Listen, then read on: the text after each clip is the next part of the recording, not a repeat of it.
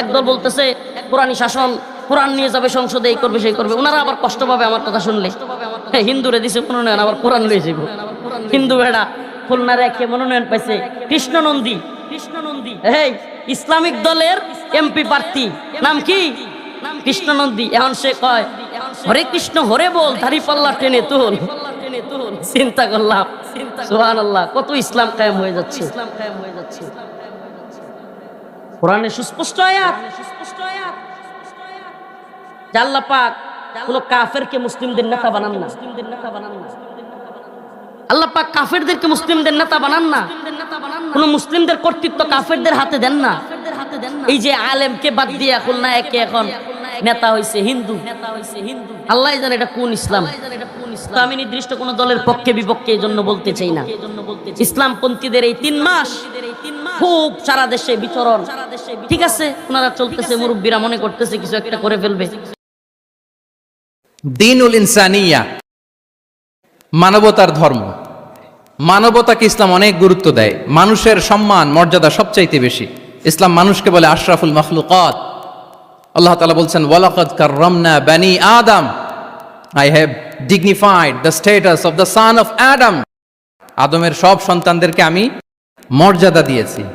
তিনি বলেননি যে আমি মুমিনদেরকে শুধু মর্যাদা দিয়েছি, শুধু মুসলিমদের মর্যাদা দিয়েছি, কেবলমাত্র মুসল্লিদেরকে মর্যাদা দিয়েছি, এমন তিনি বলেননি।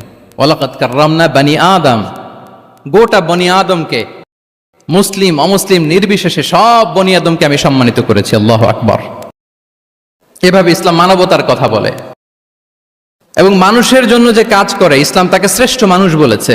খয়রুন নাস আনফাউহুম লিন-নাস, মানুষের মধ্যে শ্রেষ্ঠ সে মানুষ যে অন্যের কাজে লাগে, যে মানবতার উপকারে আসে, সে শ্রেষ্ঠ মানুষ। এভাবে ইসলাম মানবতার জয়গান গেয়েছে।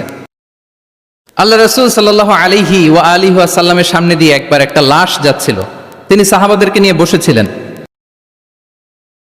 হঠাৎ ওই লাশ দেখে রাসূল সাল্লাল্লাহু আলাইহি ওয়াসাল্লাম দাঁড়িয়ে গেলেন। সাহাবারা বললেন ইয়া রাসূলুল্লাহ ইন্নাহু ইয়াহুদি, এটা ইহুদির লাশ। কার লাশ? জুইশ, ইহুদির লাশ। আপনি দাঁড়ালেন যে? রাসূল সাল্লাল্লাহু আলাইহি ওয়াসাল্লাম বললেন আওয়ালাইসাত নাফসান, সে হোক ইহুদি, সে কি মানুষ নয়? এটা কি একটা প্রাণ নয়? এটা কি একটা আত্মা নয়? আমি তো ইহুদি, খ্রিস্টান, আস্তিক, নাস্তিক সেটা দেখিনি, আমি মানুষ, এ কারণে সম্মান দিয়ে দাঁড়িয়ে গিয়েছি। আল্লাহু আকবার। তাহলে ইসলাম হচ্ছে দ্য রিলিজিয়ন অফ হিউম্যানিটি, মানবতার ধর্ম।